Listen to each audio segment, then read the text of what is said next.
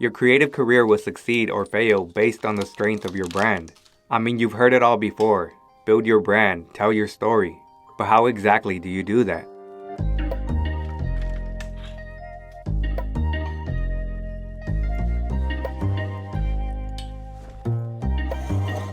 I was asking myself that same question 5 years ago when I officially started my creative journey. And since then, I've gained more knowledge on the topic through online courses and books. But let's get this straight.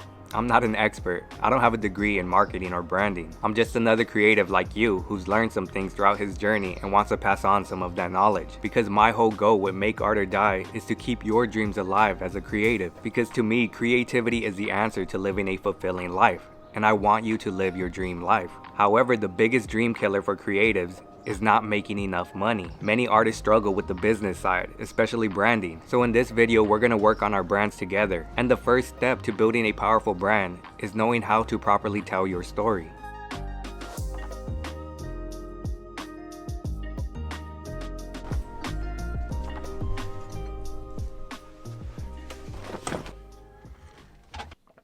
So the reason telling your story is the first step is because stories are the foundation for almost any brand. People want to know why your brand exists, and storytelling is the best format because it helps people understand and connect. Just like when you meet someone new, you ask them the basic questions. What do you do? Where are you from?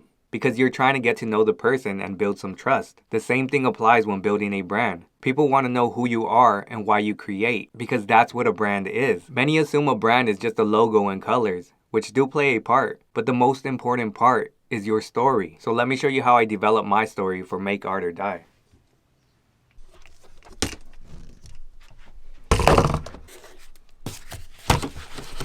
I followed the most popular story formula, which has 3 parts. Act 1, the beginning.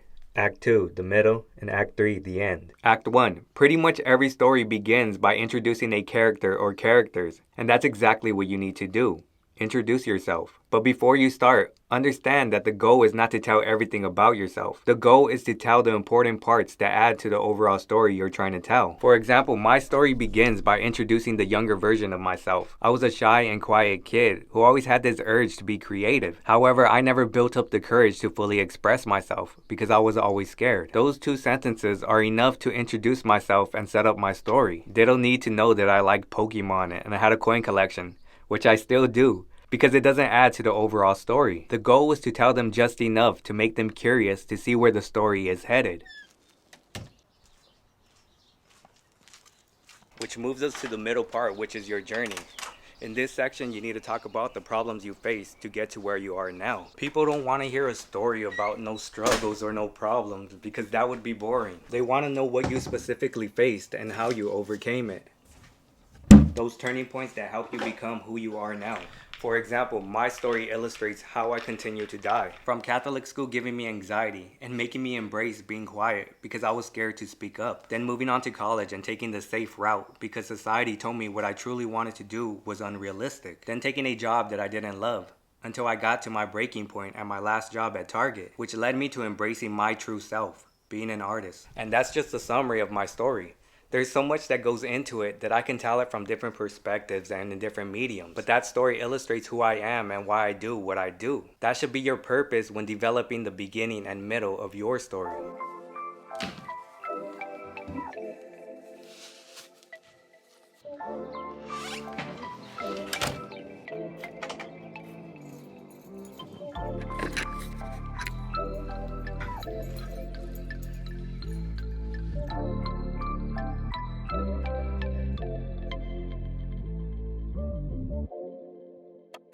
Okay, now we can move on to the ending. However, your story hasn't ended. So in this section, you have to let people know where you're headed, your vision. Because the first 2 parts let people know who you are to see if they like you and trust you. But that alone is not going to help you build a following. Because first you need to understand that people are selfish. So you need something to offer them. Why should they support you? Make Art or Die's vision is to help keep your dream alive as a creative. And I plan to do that by helping you overcome obstacles you might face along your creative journey. Whether it's building a brand or overcoming perfectionism or self-doubt. Because the world doesn't need any more normal people, unfulfilled, moving around like zombies. The world needs more artists to change the world for the better.